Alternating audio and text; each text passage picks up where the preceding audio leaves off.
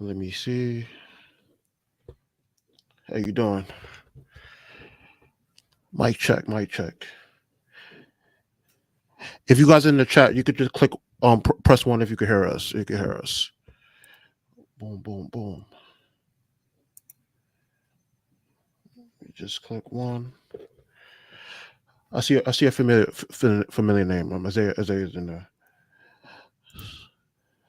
I'm just waiting to see if whoever respond. Okay, I'm just checking the chat. All right, but you can hear me. You can hear me doing right. Yeah, I can hear you. All right, cool. So I already scheduled the invites. So like whoever's gonna come, they'll just pop in a little bit.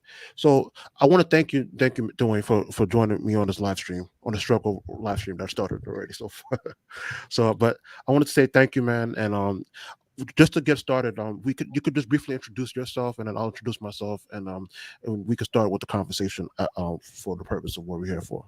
All right, I'm Dwayne Wong, Omowale. I'm a Pan African activist and author. I've written several books on the history of African people, both on the continent and throughout the diaspora. That's good. That's good. And my name is Deshaun. Deshaun. I go by D1 Beats online and stuff like that. And I consider myself a Pan Africanist also. And I'm actively engaging in the development of creating an organization called the Original People's Party. And if you guys are familiar with the content on my channel, I've been producing some content related to Pan African history and stuff like that. So that's all part of the larger work that I'm working towards. And so that's a little just brief summary about me and stuff like that.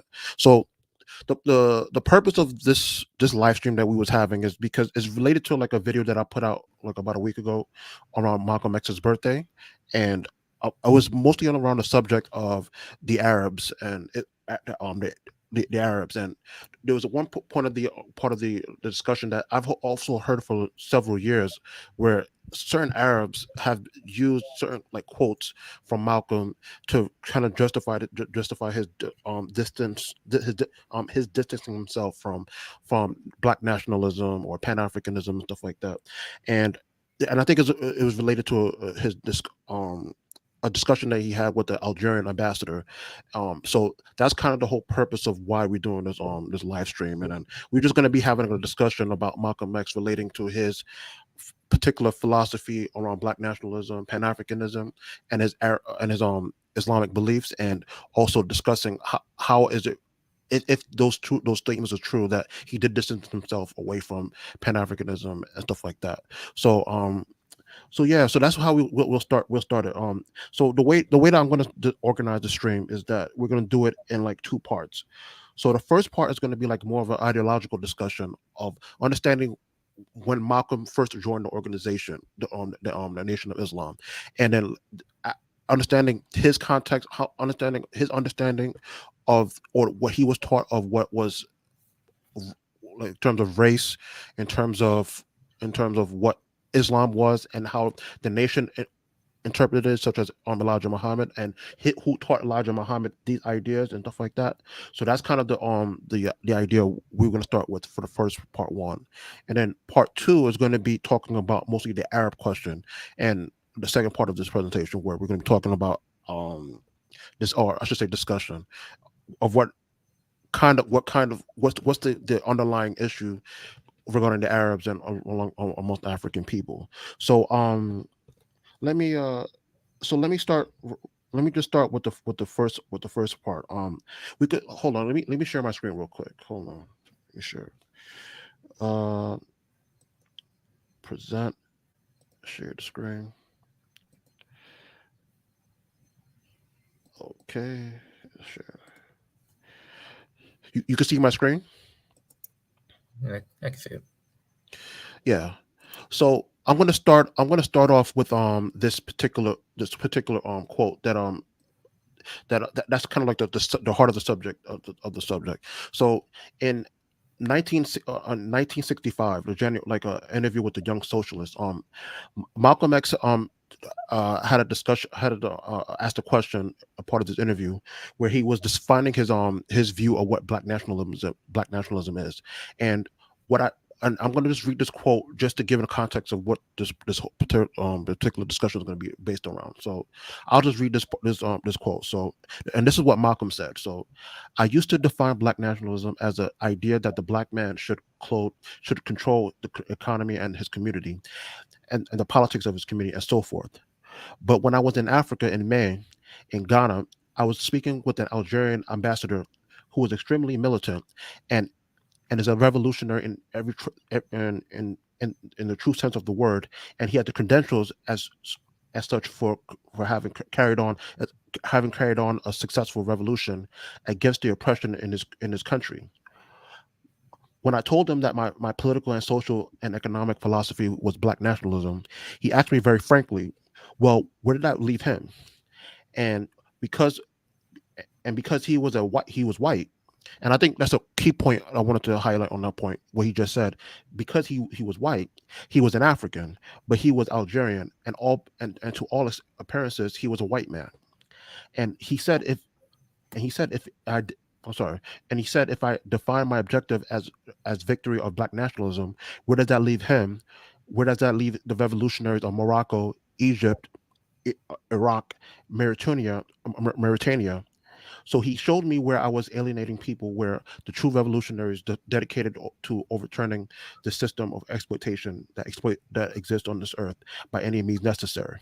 And Malcolm continues saying, so I had to do a lot of thinking and reappraising of my definition of black nationalism.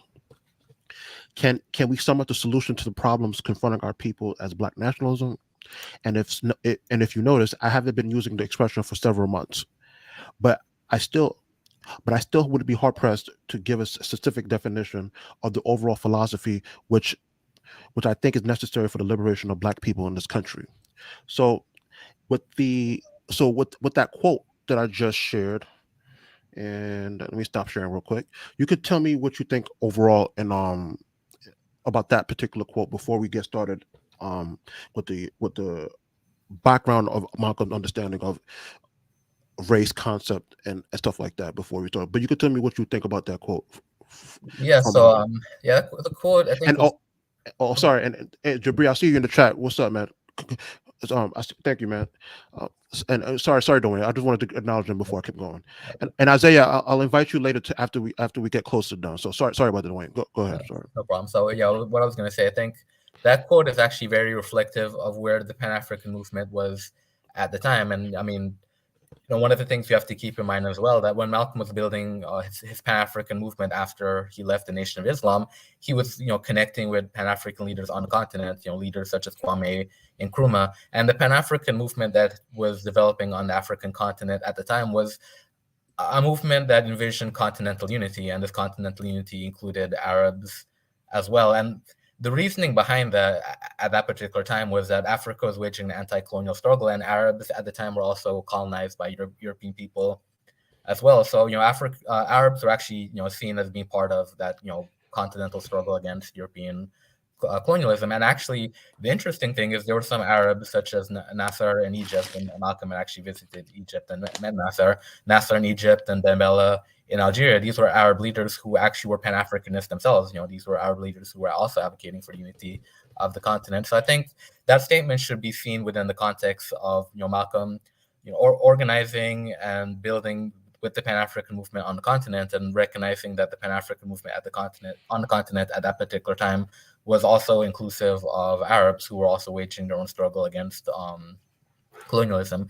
And part of it too, and Malcolm spoke about this frequently at that stage of his life, that after leaving the Nation of Islam, he's still trying to formulate an ideology of his own. So he's still in the process of really trying to figure out not only the meaning of black nationalism as he was starting to redevelop it based on the context, but also looking at a broader international struggle and trying to figure out where can an ideology such as black nationalism, where can an ideology that looks at the struggle of black people purely on racial terms, where can that fit in the broader scope of the international struggle being waged against colonialism. So there's many different things going on at the time when Malcolm made that statement. And as I pointed out before, it wasn't necessarily a situation where it was just Malcolm alone, but the entire Pan-African movement at that particular time was really looking at these questions of where do Arabs, living in Africa fit within our anti-colonial struggle.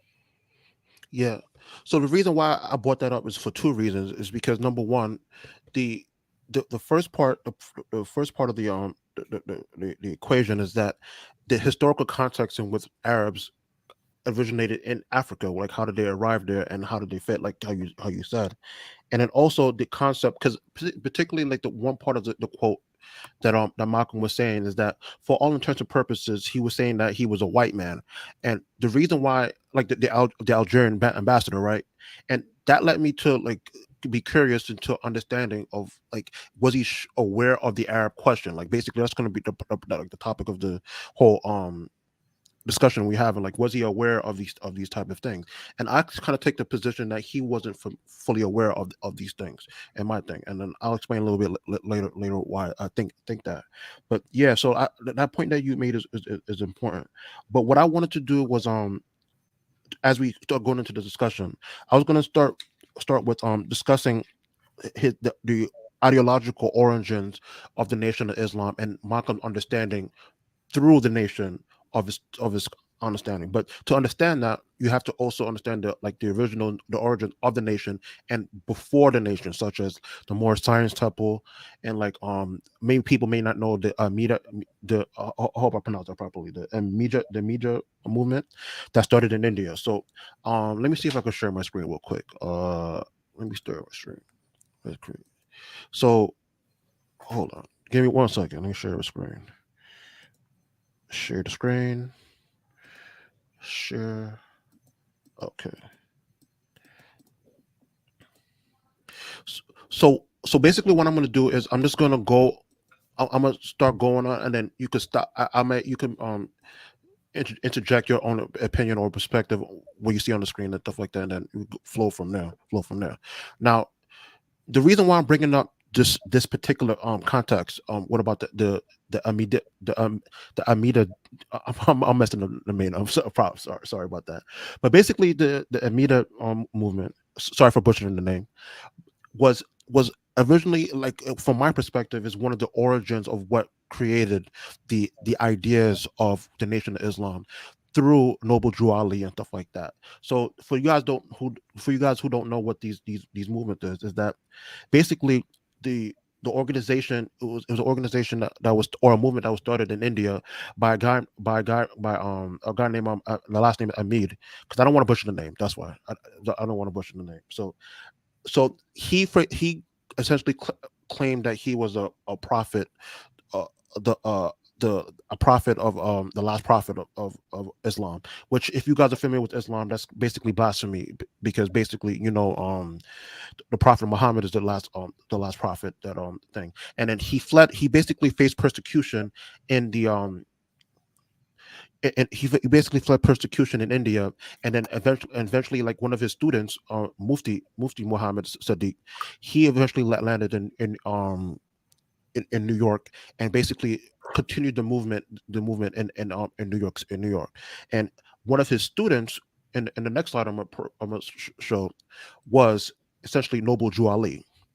And if you understand Noble Drew Ali and his importance within the context of Black America, in my opinion, I'm not sure if you agree, Dwayne, but he was, in my opinion, the one of the influencers to help popularize Islam within 20th century, in the early 20th century. Because I know that before, I read your articles before where you said that there has been Muslims from who was enslaved who did writings and stuff like that. But to my understanding, do you agree that Noble Drew Ali was one of the first in the early 20th century to introduce like their own interpretation of Islam? Yeah, I would agree with that, because the articles that you were referring to, the point I was making is that there were Africans who were Muslims who came to the United States practicing Islam already. But if we're talking about an actual Islamic movement, particularly during that period of history, that would be the first major Islamic movement, because during the course of slavery and the process that entailed in terms of stripping African people of their culture and their religion, most of the Africans who were practicing Islam eventually lost that religion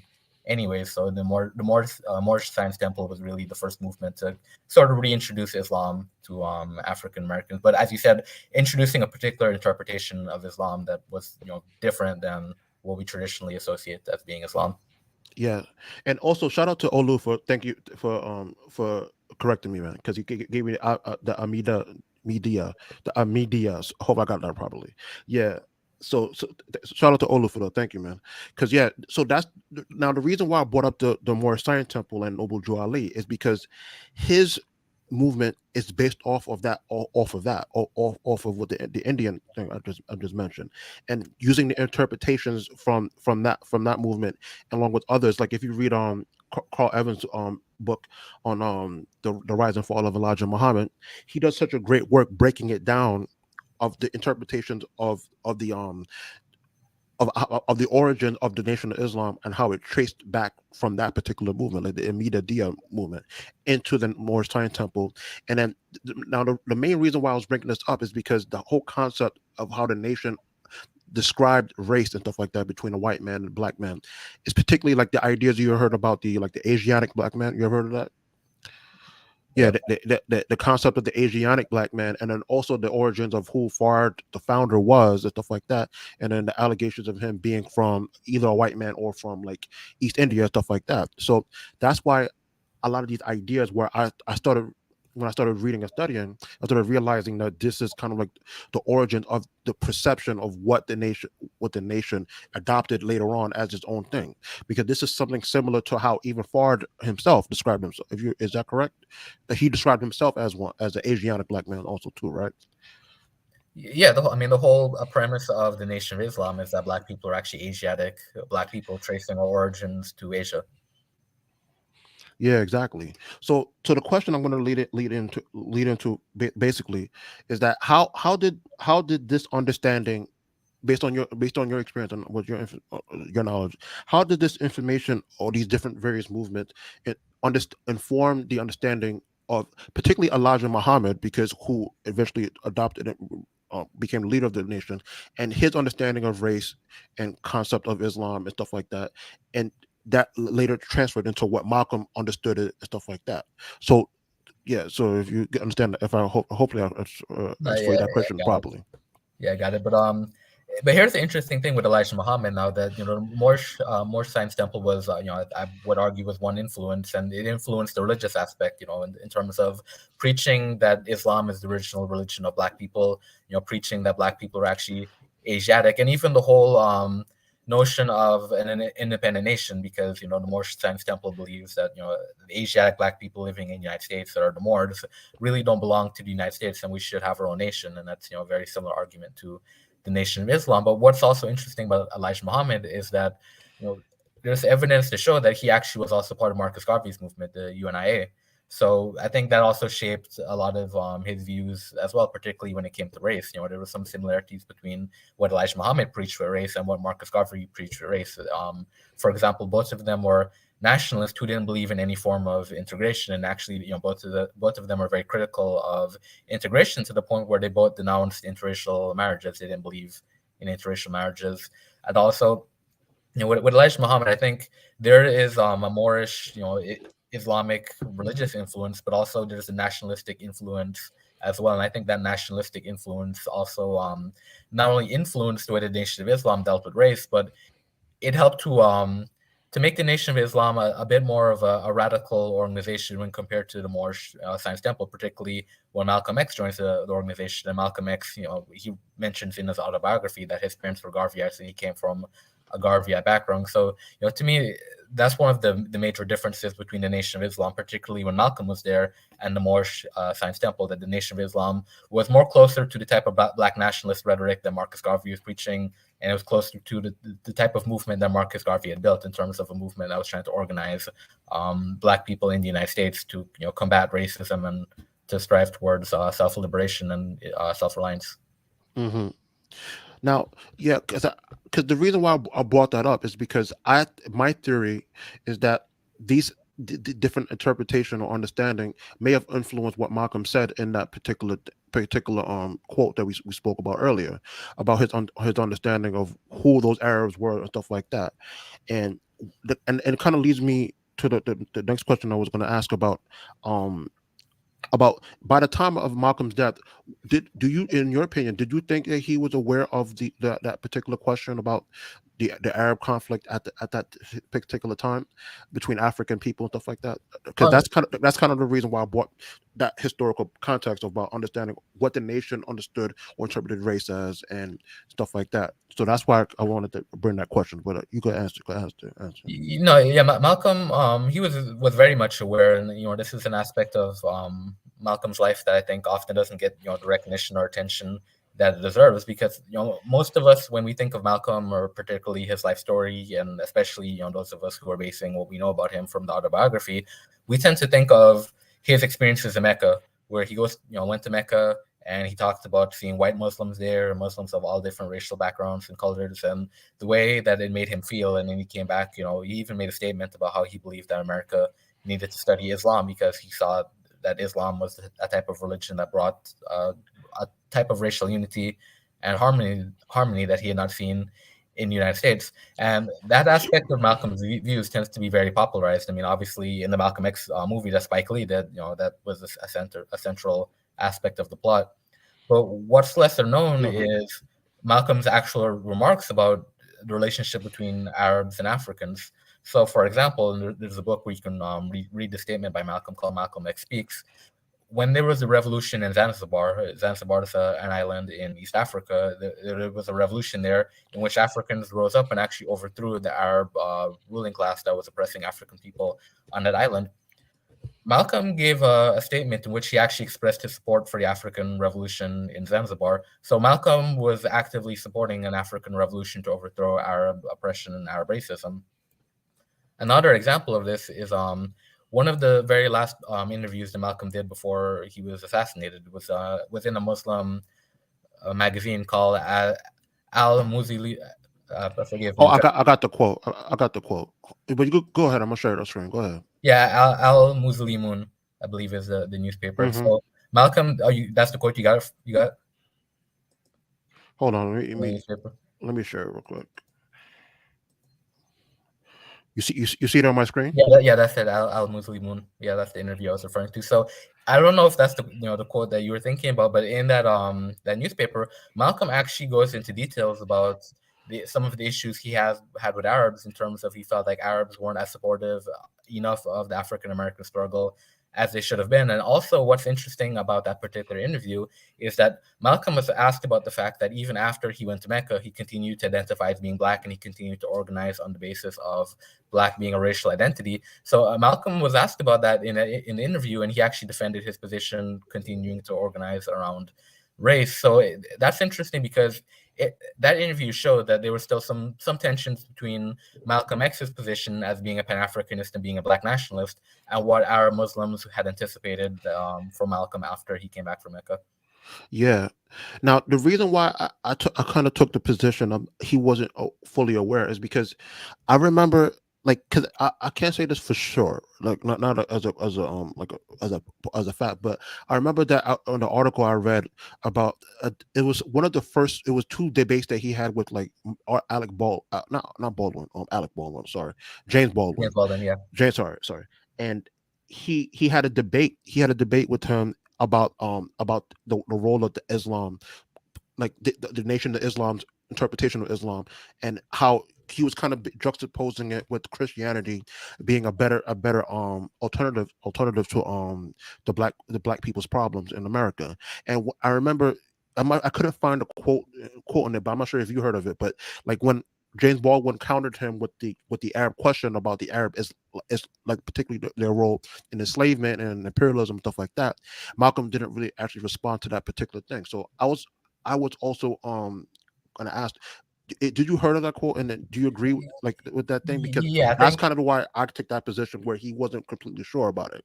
I You know what think I'm saying? I know what you're referring to. I think if we're referring to the same thing, it was actually a panel discussion, Yeah. 1961 panel discussion, Well, yeah, and not a debate. Yeah.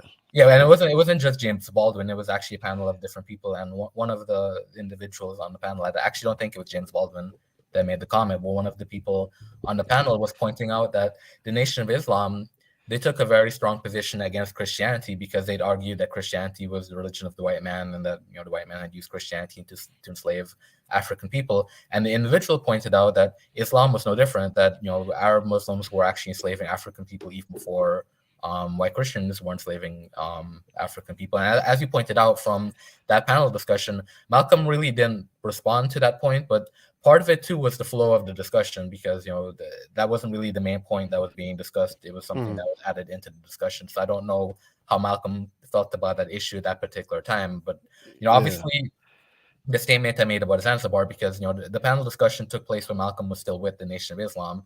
So the reference I made about Zanzibar, Malcolm had actually already left the Nation of Islam, and part of the process of building the Pan African movement that he was building, he went to Tanzania, and he was connecting with some of the Yeah. Pan Africanists in Tanzania. So he was more aware of the Zanzibar struggle. So as I said, I don't know to what extent Malcolm knew about Arab slavery and Arab oppression of African people, but he was aware of it enough to know that at least in East Africa, in Zanzibar, Arabs were oppressing African people, and he was supportive Yeah. of that The, revolution. the reason why I'm bringing it up is because over the last few years, I've been doing studies, and also the articles that you sent me over the course of years about learning about the Nation of Islam, and particularly like the Arab conflict, stuff like that. The reason why I was bringing it up is because I've seen these articles, and I've seen actual like Arab Muslims using Malcolm X as an example to kind of deflect from the crime that they've committed against African people over history and stuff like that, and then using it as justification as Islam being these type of thing. So that's kind of the reason why I wanted to bring that thing, because this is going to pivot a little bit to the next point we're going to be talking about in a little bit. So basically um to so by the end of your like to conclude this section, what do you think what his position was on the Arab question? Like basically like to wrap up this particular section, because we're gonna go transition into the Arab question. Like what is this position on the conflict, stuff like that? It's hard to say, because like you said, Malcolm was trying to sort these things out himself at the time that he was assassinated. So I think he Mm-hmm. was in a position where he recognized that Arabs were also engaged in the anti-colonial struggle, and as I said, there were some Arab leaders who were actually involved in the Pan-African movement at the time as well. So I think Malcolm was in a position where he was, willing to work with Arabs who were also fighting colonialism, and he was even willing to, work with Arabs who were supporting the Pan-African movement. But at the same time, he also was against the fact that Arabs were oppressing African people, and that in a situation where he saw that Arabs were oppressing African people, like in Zanzibar, he did support those African revolutions. And as I said, Malcolm himself had pointed out that even with the African American struggle, he felt like Arabs hadn't been supportive enough of the African Yeah. American struggle. So I think Malcolm's views on the question, like I said, we can't say conclusively, because Malcolm hadn't, I don't think he had reached a conclusive position on the question. I think it's very complicated, because I think to sum it up, I think Malcolm was trying to work with Arabs in situations where he felt was beneficial to the anti-colonial struggle, but at the same time, he was also cautious about the fact that they were Arabs who were racist and indifferent towards the African struggle. Yeah, and to like to pin like a pin on that thing, like basically that the interview that you cited about the Muzi Moon Yeah, interview. I think because based on what I've read, when I read about it, particularly like in Carl Evans' work, that interview was basically recorded in the last month or so of his life. So it kind of it reflects what he actually thought at that time, near the end of his life, about Black nationalism or Pan Africanism, and at least identifying with race as part of his organizing thing. So I think we could leave. We should be could be clear on that actual thing. So we're gonna hold on. Let me just share my screen again real quick. Share the screen. Arabic. So share. All right. So y'all see my screen? Hopefully y'all see my screen. I can see it. All right, cool. So we're gonna transition to the Arab question and the Arab part of this discussion, and we're gonna discuss kind of like the origins of what causes this type of animosity or racism that comes from the Arabs towards the African people, stuff like that. So I'm gonna. I'll take the first one. I'll take the first one. Like I'll just do this like based on my understanding of history and stuff like that, and then you could start. You could take with the Arab enslavement of African peoples and stuff like that. So, for those who's watching and who's not familiar with like the Arab conquests of Africa, is that basically during the rise of Islam in the 7th century, basically once the Arab the Arabs took over the peninsula that's called Arabia today, or what we call Saudi Arabia today.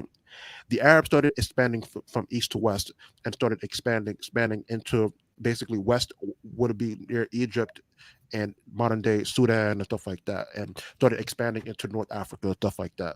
So through these conquests is what Islam expanded also too.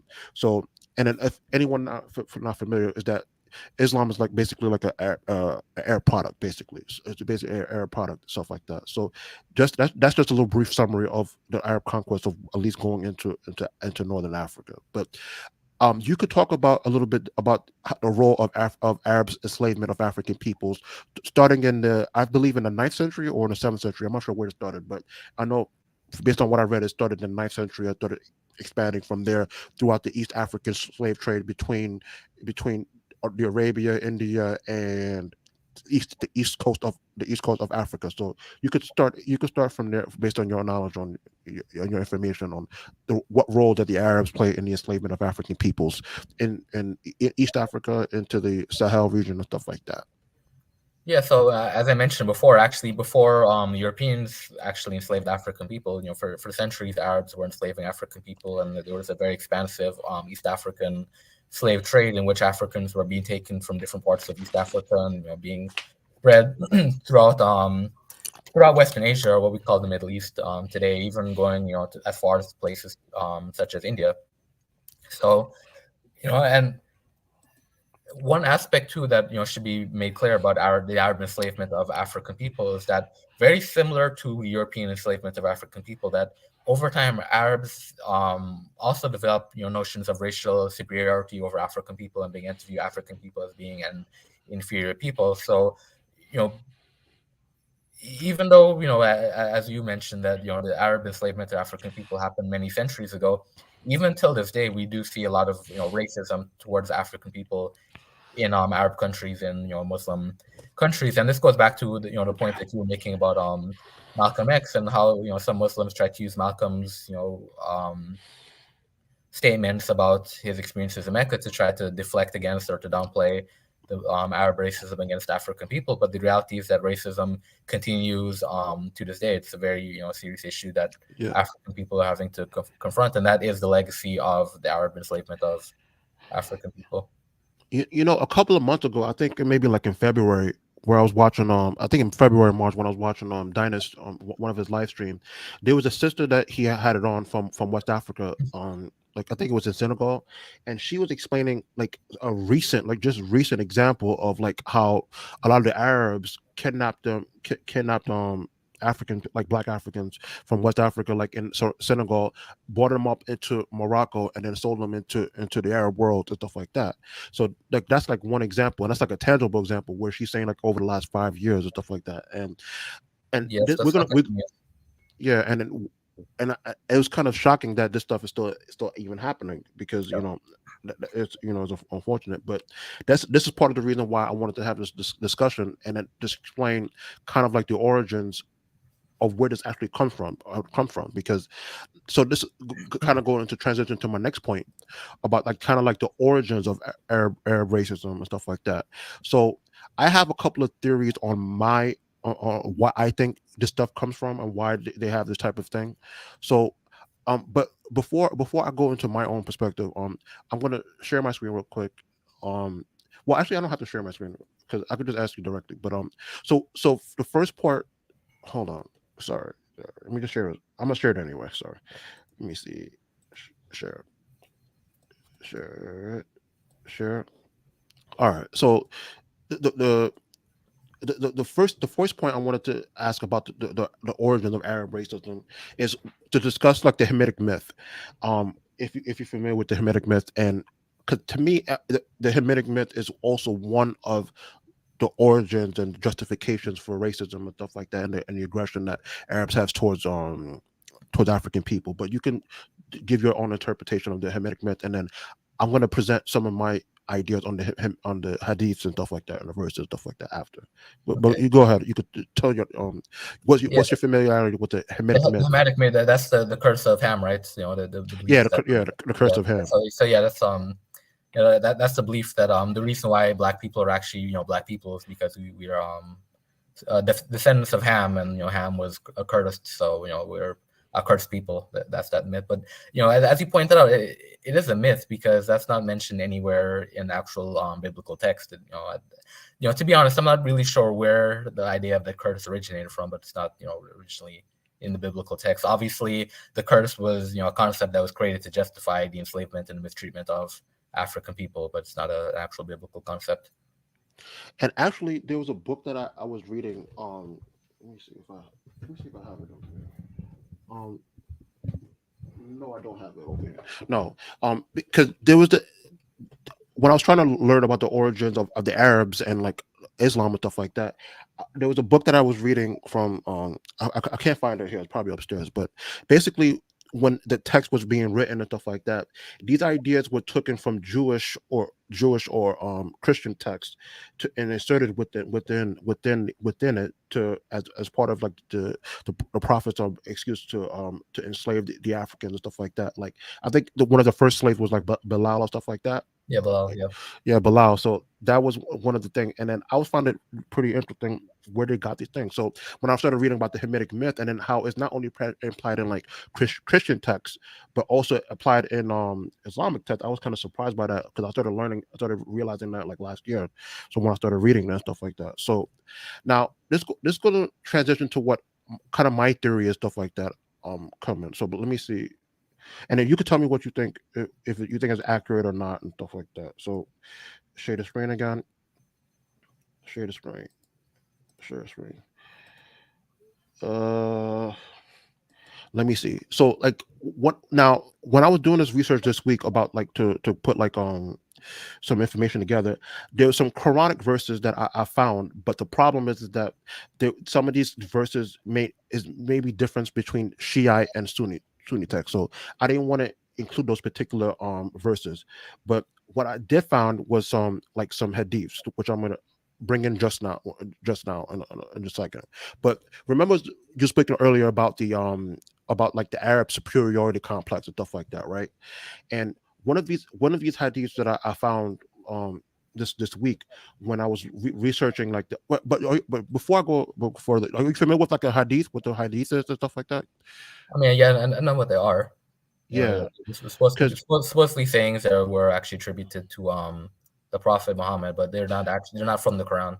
yeah, they're not from the Quran. That's kind of what I was reading about, and like big and there was more hadiths I found, but these were the ones that I found that was more legitimate because they said there's only six legitimate hadith books, and out of those six, there's only four of them that's actually legitimate that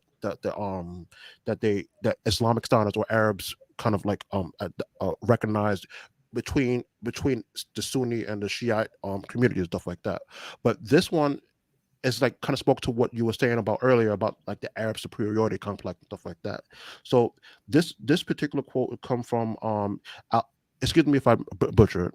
If I butcher it, it comes from the Al-Tabari volume 9, and this one is basically goes over like the idea of how basically the prophet or Muhammad and his people was basically were the chosen people, kind of similar like when I was reading it kind of reminds me of like the Jewish concept of how the Jewish kind of see themselves as like the chosen people or the child's people, stuff like God's favorite, stuff like that. So I'll just read the small quote what I have here. So basically, just to summarize, they say basically Muhammad being selected, basically. So by his power, he made us kings and chose the best of his creation as a prophet, meaning Muhammad, and who was the most noblest in the lineage, the most truthful in speech, and the best and noble descendant. He sent down to him his book and entrusted him with his creatures. He was chosen one. He was the chosen one of God from the worlds. Then he summoned his people to faith. And when he's saying his or his people, he's talking about the Arabs. I'm just just saying real quick.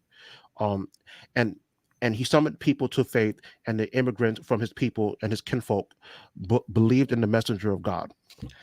They are, oh sorry, they are the most noble people in the lineage, meaning the Arabs. The the the most prominent and the best deeds. Then the first of his creation to answer the first of his creation to answer and respond to God when the messenger of God summoned them were ourselves, meaning Arabs. We are the helpers of God and the advisors of His messenger, and and we fight people until they believe in God. So this is the reason why I brought this quote. Is kind of like, I'm not sure if you agree with this kind of ideas of this kind of superiority complex, the superiority complex that Arabs feel. Do you agree with that, or like you think that could be like an idea of where they come from, stuff like that? To be honest, it's very difficult to say where it actually comes from. But I think that point is a very important point. This idea of being a chosen people, a people who are chosen by God, and obviously one aspect of Arab racism, and one of the aspects of Arab racial superiority is because Islam originated out of Arabic culture. The perception is, particularly for non-Arabs, and this is relevant to African people, to really truly become a Muslim and to accept the faith, you have to embrace Arab culture. So it's not enough to just become a Muslim, but you also have to learn Arabic.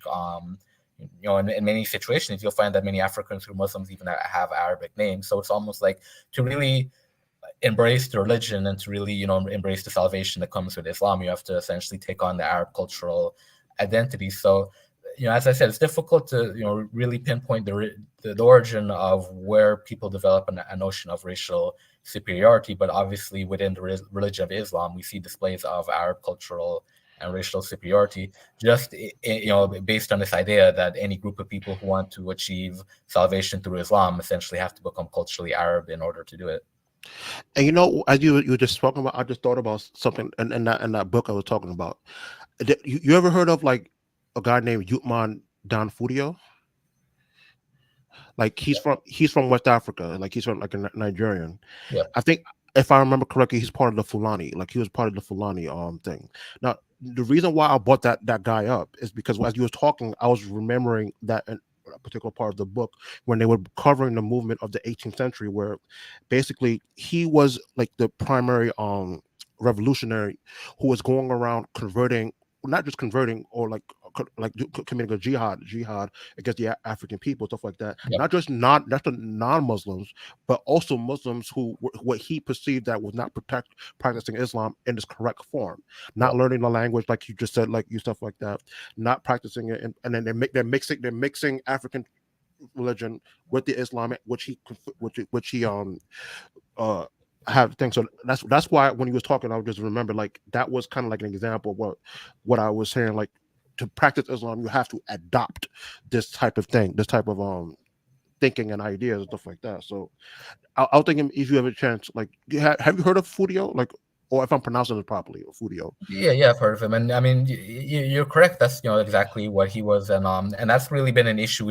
even within Africa. That when you really get into the history of Islam in Mhm. Africa, that there actually have been tensions and conflicts between African Muslims. Some of which are more Arabized than others, and it created a situation where Africans who actually adopted not just the religion but the Arabic culture felt like if you were a Muslim but you weren't Arabized enough, you weren't really a true Muslim. So that's where we have jihads in the history of Africa, not only against people who are Muslim but also against Muslims who weren't Islamic or Arabic enough. And that's one example. Sudan, Sudan is another situation where we see examples of African Muslims actually fighting each other over Arab culture. Yeah, and then also another example, like in northern Nigeria, I think that's probably like the most extreme example, Yeah, where they basically like even like last year, I think it was in December when they beheaded a girl like they beheaded her for like a Christian girl, stuff like that in northern Africa, northern Nigeria. So like this is an example of like this type of thing. So I think in the future video I'm going to be doing like when I do like a whole video like on particular like Christianity and Islam and stuff like that, I'm going to bring up Fudio because I have to buy his book because because what they were citing is his book and then stuff like that. So what his interpretation and then the stuff that I was hearing, to be honest with you, it sounded like borderline cool. It's like basically coonish because it was like kind of like the stuff you were saying about being like a poor pagan, a poor slave before he adopted this thing. And I'm just like, man, this stuff sounds coonish basically. But let me go on to the next step, my next theory of like where the racism come from. So let me share the screen real quick. Um share. Now, these two hadiths that I found. These things come from from the okay. All right. Excuse me if I mispronounced it properly. Just letting y'all know. There's Sahel Al Bukhari. Hopefully I got that right. But this hadith and along with a couple of others where seen when I googled it and looked it up is that these are verifiable books, that these are known statements that the prophet made. So one of the first example, like um of the hadith said, like, you should listen to and obey your ruler, even even if he was an Ethiopian black slave whose head looks like a raisin. So that's one example of of a hadith. And another example of what I found is that it says concerning the dream of the prophet in Medina. The prophet said, I saw in a dream a black woman with unkept hair going out of Medina and settling in Mahaya. I interpreted I interpreted that as a symbol of the epidemic of Medina being transferred to Mahia, namely Al Jafua. So, like, the reason why I brought up these quotes is because it's part of my theory of where the type of attitude comes from, to justify like the racist attitudes going against African people, stuff like that, and then even oddly enough other fellow African Muslims. But do you agree with this theory, or do you think it's like, have you come across these hadiths or stuff like that? Or Yeah, like I said, it's difficult to say. I think there's some validity in that, because when we talk about the Arab slave trade, this is actually something that was actually started even before the religion of Islam. So that when we're dealing with Arab people, they were already in the process of enslaving African people before Islam came about. So there could be a situation where that influenced the origins and the creation of Islam. okay, And I mean, and I think to keep in mind is that it's not even just Arabs. Like when we look at the history of Kemet, for example, many of the invaders that came in and conquered Kemet were actually Asiatic people, people from Western Asia, or what we call the Middle East, I think they were called like the Hasuko, the Haisuko something. the Hyksos.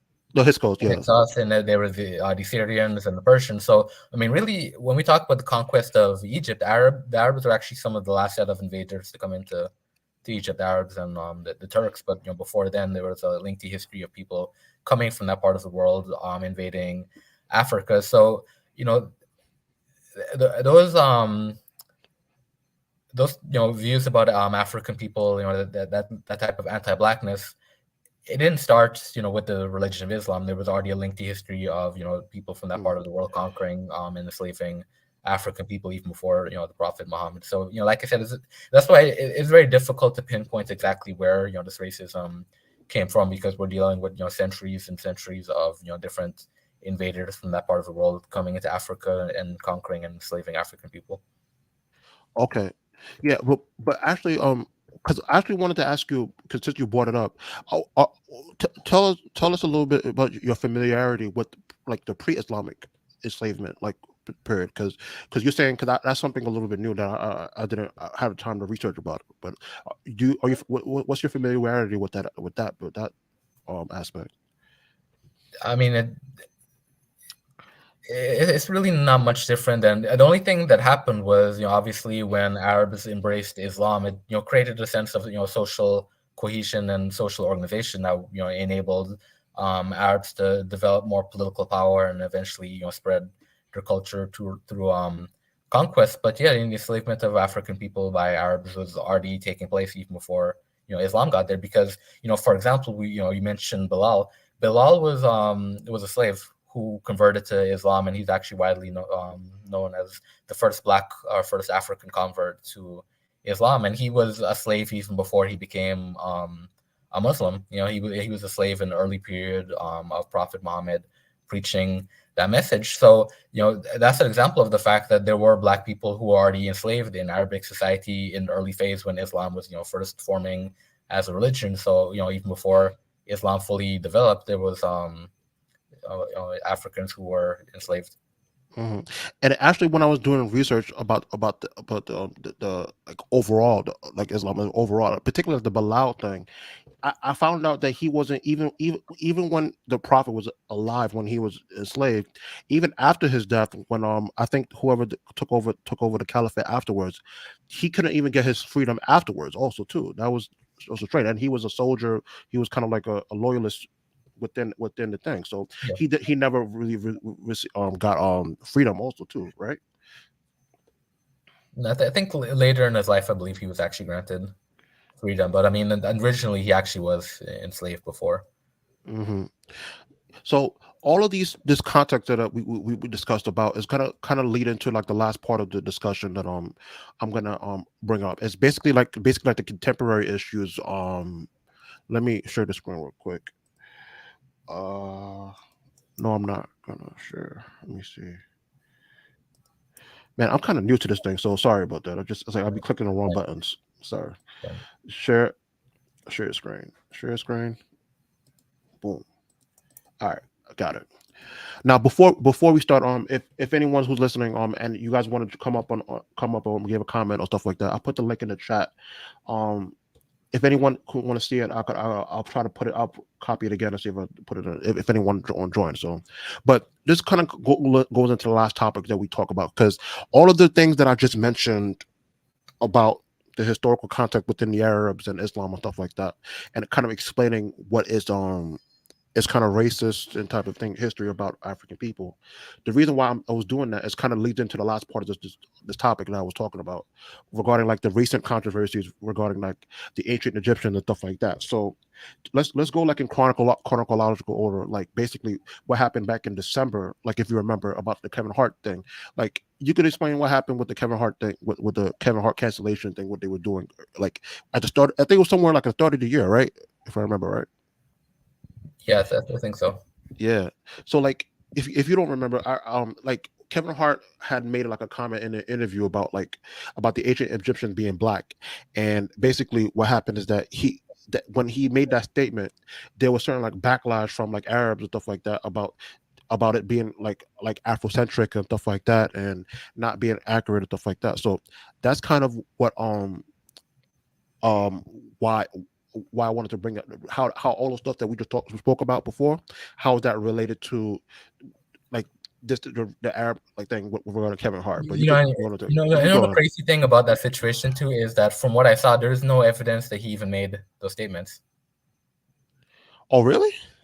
Yeah, yeah, I'd have to double check it, but I think it was a situation where, because I think it was a social media post that people were reacting to, and I don't even think he actually made those statements. But that's just to show the knee jerk reaction, that just the idea that Hmm.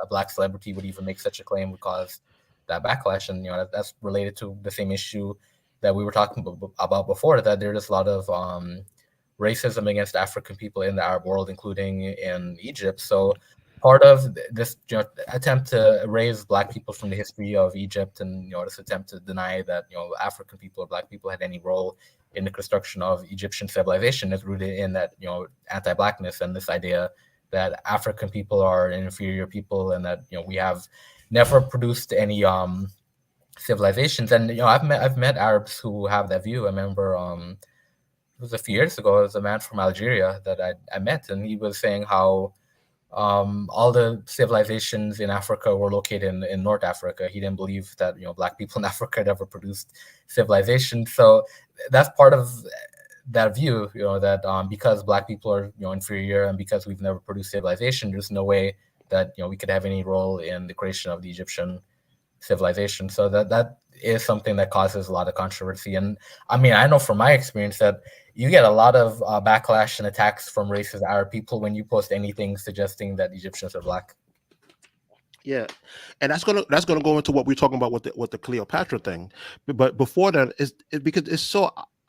But let's go into Cleopatra first before we start talking about the invasion of Africa.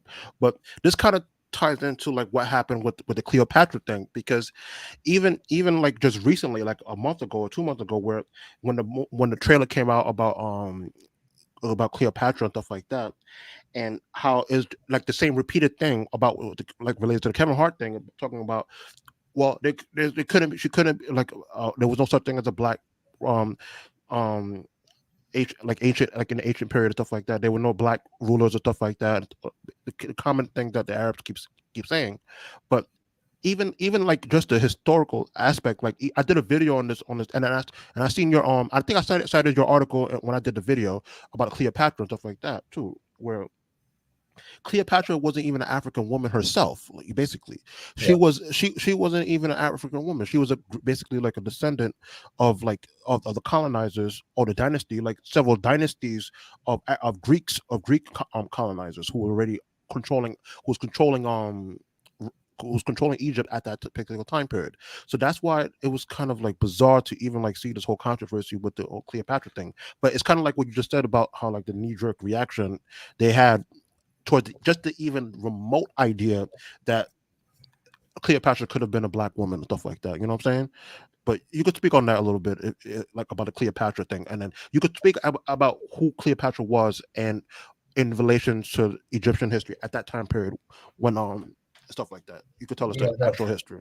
that whole situation is to me it's a mess because as you pointed out that Cleopatra, she was not an African woman. She was actually a descendant of the Greek colonizers. Now why black people continue to try to claim Cleopatra as a black woman, I don't know, because one of the issues I had with that, the Netflix series and the way that it was marketed with making Cleopatra a black woman, is that there were so many African queens throughout the history that were more impressive and better rulers than Cleopatra was. The main reason why Cleopatra even gets the recognition that she gets is because she was a descendant of the European colonizers, because she was connected to Rome. She, actually had a child by Julius Caesar. So she was not only was she a descendant of European colonizers, but she was politically more connected to Europe than she was connected to Africa. So that's why within Eurocentric depictions of Egyptian history, she's the queen that tends to stand out the most, and this is why she's the queen that gets the most recognition in the American media, because she was a white queen and a descendant of the colonizers. So, and the issue I have with that is, as I said with Netflix, and in terms of how it was marketed, that Netflix also did a series on Nzinga, who was an African warrior queen who fought the Portuguese colonizers. And that series did not get anywhere near the attention and the recognition that the Cleopatra series got. So that just shows how strong Eurocentric indoctrination is, that more people will gravitate towards trying to essentially blackwash, a European colonizer, rather than expressing a legitimate interest in an African woman who's fighting the European colonizers in Africa. So, to me, like I said, the whole situation was a mess because Cleopatra was not a black woman. I don't see why African people should try to claim her or take pride in someone who was, a European colonizer. But also the Egyptian reaction to it, and just the backlash that it was getting, and it just really exposed the anti-blackness. Because I wrote about the fact that, I don't know if you remember, but I wrote about the fact that when the Gods of Egypt movie came out, and that movie depicted Egyptians as being white, there wasn't the same level of backlash against the Gods of Egypt as there was against this Cleopatra movie. Yeah. Just to add on to what you were saying, I think the reason why. Hold on, let me bring up Isaiah because I know you've been waiting for a while. You could turn off your camera until we're ready if you want. If you want, Isaiah, because we're going about to finish up just now. But basically what I wanted to do, I think the origin of this type of thing is basically as a way to just basically, like you said, to whitewash the history that African people basically existed at all. They weren't the founders of it. They didn't create it and stuff like that. That's kind of the whole reason why that outlawed. And what's so bizarre, particularly like in a contemporary context, is that if you look at the crime that the West have done against the Arab world over the last 20 years, that's just 20 years minimum, but we could go back a whole century, going back to like what they've been doing in Iran and all these type of things. I just found it weird that they picked this particular issue to try to die on, to shoot the hill to die on, basically, to about Africans being particular rulers, even though they faced Western imperialism themselves over the last century. You understand what I'm saying? Yeah, yeah. Yeah, so that's why I just find it so bizarre, like this particular controversy, and like, and I basically agree with what you said about the Queen of Cleopatra and stuff like that. So, so that's basically it for this particular overall particular discussion. Because the reason why I wanted to go into that history between Malcolm and the ambassador, and basically the his understanding of race and concept, or an understanding of the Arabs, and then also discussing particularly the Arabs and how their role in the enslavement of African people and stuff like that, and the racism that comes from them, how it kind of exacerbates into this type of recent controversy that's been going on with in Egypt and stuff like that. Because that's kind of like what I think my root of it. But let me bring up Isaiah. Like you, Isaiah, you there? You there? You still there?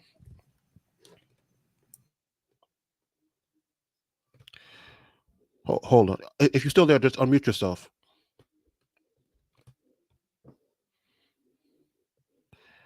I hope I didn't lose him. But yeah, yeah, your audio breaking up a little bit. Hello? Yeah, now we can hear you. So yeah, so you had a question, you had a any comments you wanted to give, stuff like that. And if anyone has any comments, they could also join the link in the chat too if they want And to. But if you want to pop up, but you could go ahead, Isaiah. Go ahead if you had any comments or any thoughts. okay. Can you guys hear me well? Yeah, I can hear you. Okay. If you guys can hear me well, yeah. Okay. All right. To me, I heard about, yeah, I wanted to mention, I guess I'll just continue with your discussion about the whole Cleopatra thing. To me, this is laughable in many ways because the issue is not really about Cleopatra per se. To me, like you mentioned, it's more about the origins of ancient Egypt itself, Kemet itself. And that's really the main issue. The Cleopatra is really more of like the surface level thing. It's really about Arabs feeling that, like you mentioned, blacks had no relation to the ancient Egyptians. Even all of the evidence clearly proves that they were black Africans. I mean, Kemet means land of the blacks. Like the skin tones clearly show that they're melanated. Mentioned that they were dark skinned black Africans. The Persian mentioned in their dealings with the ancient Egyptian that they were African. The genetics, now even the genetics, now that we have genetic knowledge from back. And even You was again, break like when you mentioned like Nubia, like ancient Egyptian was just a continuation of the Nubian. You hear me? you was You breaking hear up a me? little bit, but go ahead. You was breaking up a little bit, but go ahead. Go ahead. Okay. Yeah, like you mentioned, like ancient Egyptian were just a continuation of the Nubians, which is in like present day Sudan. So that's why you'll see, just like in Egypt, you'll find pyramids in Sudan as well. You'll find a lot of Israel. Can you guys hear me? Yeah, I'm wondering, because is this on my end or no, I think it's your? your end, because you can still hear me, Dwayne, right? You can still Okay. hear me? All right. I'll try and exit and then yeah, Okay. So kind of to piggyback what Isaiah was saying, it kind of I'll made me try thought, to. yeah, this exit out. I'm gonna come back in just so, but you can still hear me, Dwayne, right? Because I Yeah, think, yeah, I can hear yeah, you. Yeah. because the thing is, to piggyback of what Isaiah was saying, is that there was a recent video that came out like in December where I think National Geographic did like a documentary where they dug up the tomb of like one of the African kings, stuff like that, right?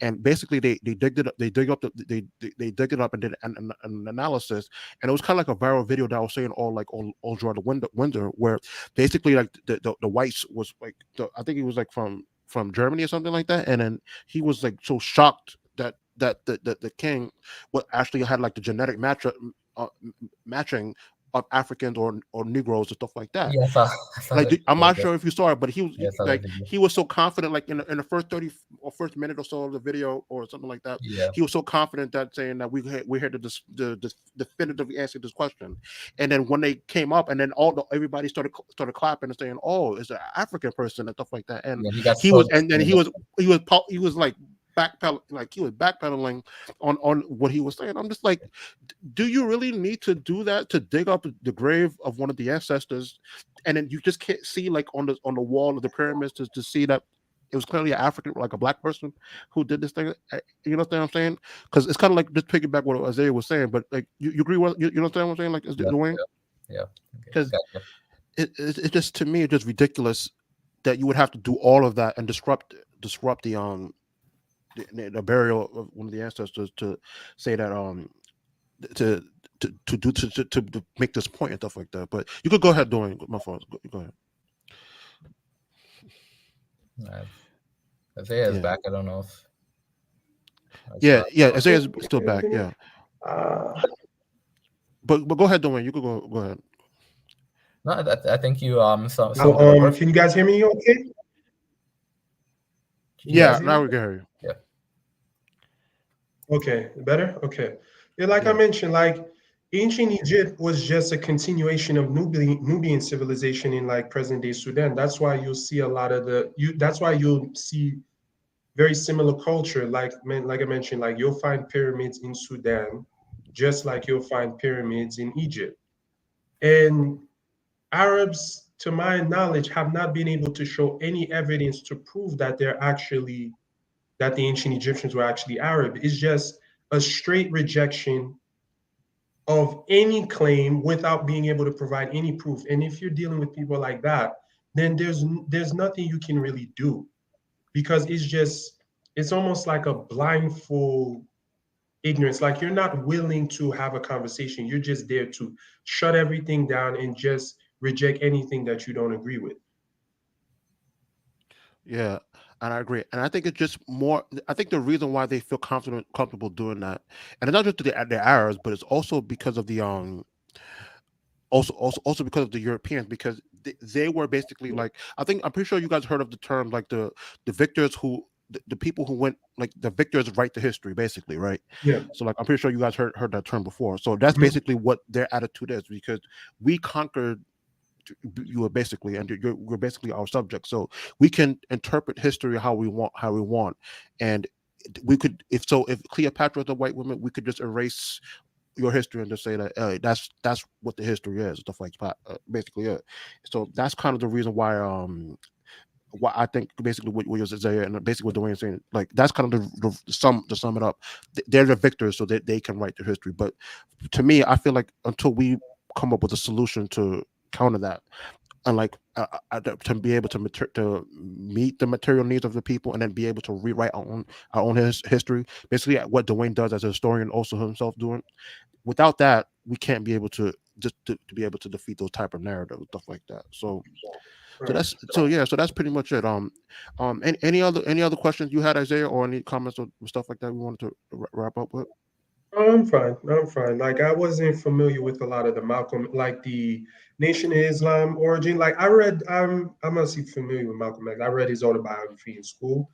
That was a book they made us read.